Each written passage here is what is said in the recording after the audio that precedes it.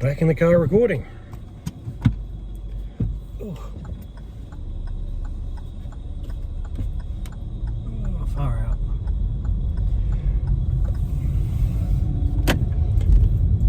I've done a few live streams on my other channel, and it's an interesting issue where if I run video streams for my, live streams for my graphic design business channel, it just doesn't get any views. It's like people don't give a shit, or not interested, or it's such a niche market that people just aren't finding it, or it's not being promoted, or I'm just tagging it the wrong way. Who knows what it is. But as soon as I put anything up on my personal channel, it gets 10 times the views that the other channel gets without trying, and generally it's just me talking bullshit. And me talking bullshit is fairly common, so yeah. But the last live stream I did, I was talking about just the weird stuff that I used to get up to. Like growing up in Canberra, it's really sterile. Like the whole city, nightlife, everything, there's just not a huge amount of shit to do. Like, I was lucky when I grew up in the 90s, and it was like the issue of like live music and stuff. It ended up being like, yeah, cool, pushing out like live music, all that sort of stuff. And there was so many live venues that anytime you wanted to go see a band, you could go into the city and there'd be like 9 or 10 live venues. Now there's like 2, if you're lucky, in the centre of Canberra, and one of them's the ANU. Like, they're not going to get rid of live music. And the other one is the School of Music's theatre. Like, generally they're not going to get rid of it either, but pretty much pub bands, pub venues, all that sort of stuff, gone. At the height of like the grunge era, literally anyone who had a demo tape could go on a stage. And yeah, we played a few gigs and did a lot of dumb shit, and for the most part we're only paid in a rider. And like, fair enough, we were probably going to drink the whatever we got from the venue anyway, so we ended up just paying for booze with the money that we got, or just, I guess you'd call it, playing for booze. We worked for nothing more than having a bit of a laugh and getting drunk afterwards. Then they brought in the GST and that all died.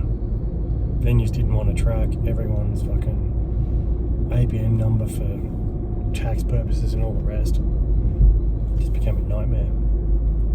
So most venues just went, yeah, we can put in a jukebox and pay the music license fee once a year and that's it. Which is kind of terrible. Meant that people didn't have anywhere to go see music, and when it died, like, which is really sad.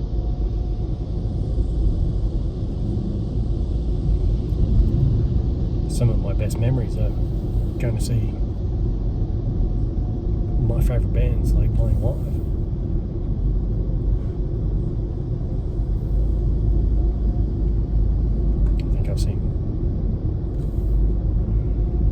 I think the record was, I went to a gig, there was 3 bands,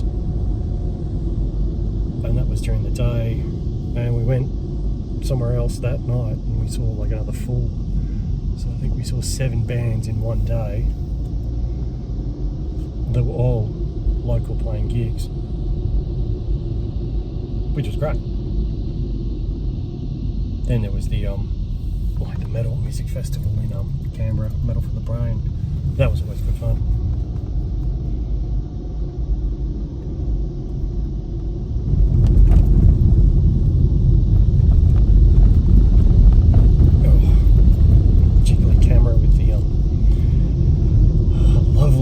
Pothole-ridden roads of the coast.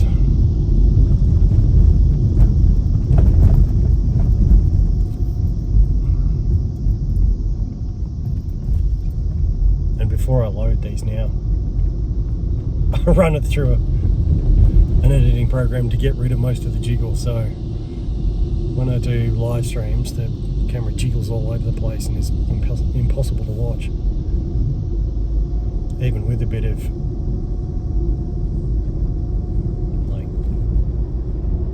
camera stabilization through the filter software.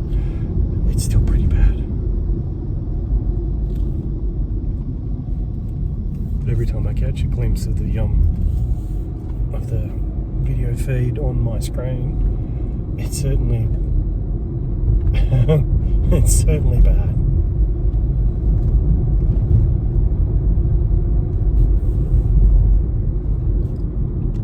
But the last stream I did, I was talking about, Canberra being a fucking shithole and not having anything to do, which meant that it was like not uncommon for people to indulge in drugs just for that escape. And my escape was art and music and theatre and all that sort of stuff, which was always fun. Making movies with friends, crazy shit. The live stream I was talking about, how we pitched a video to the ABC, a show idea to the ABC, because they did a call out for a Friday night, late night cabaret entertainment style music show. And we pitched it like one A4 page, and it was all like crazy shit. And we didn't get into round 3, which was pilot stage. And I said to one of my mates, the scary part of that is, at some point, someone considered it a viable option to go from round 1 to round 2, which meant someone looked at it and went, yeah, we can put that on air. Like, no. The best way to describe it is Wayne's World on acid as presented by Marilyn Manson, like early career Marilyn Manson, not later creepy stuff, dude. But nonetheless, it was still insane. Like, I storyboarded up some ideas and sent through the synopsis and all that, and I still would love to figure out some sort of way of using some of the ideas that I had back then to do like a YouTube show of some description. Total self-indulgent wankery, of course.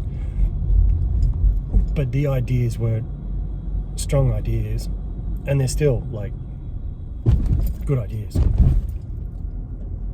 Some of the I guess comedy skit style stuff that we wanted to do,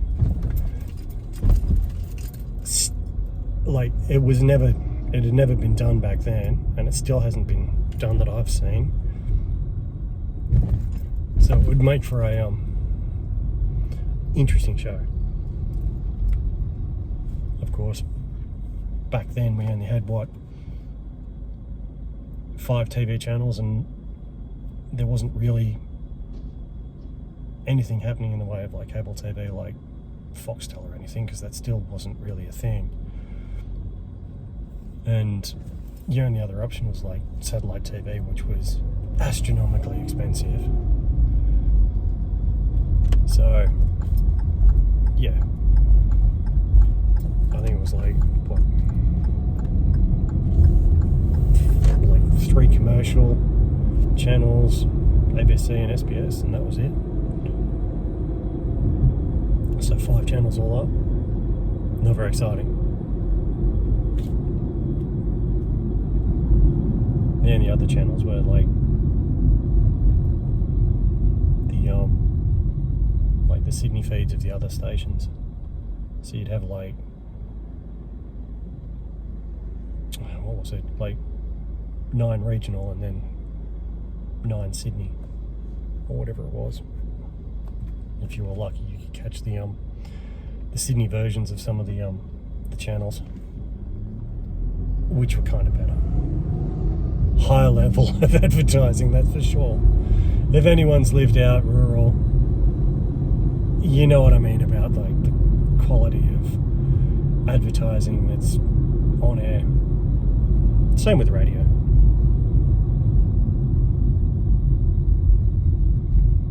Like ads being done with no budget for like a second-hand tractor dealer is nowhere near as interesting as like a mainline like McDonald's ad in like Sydney.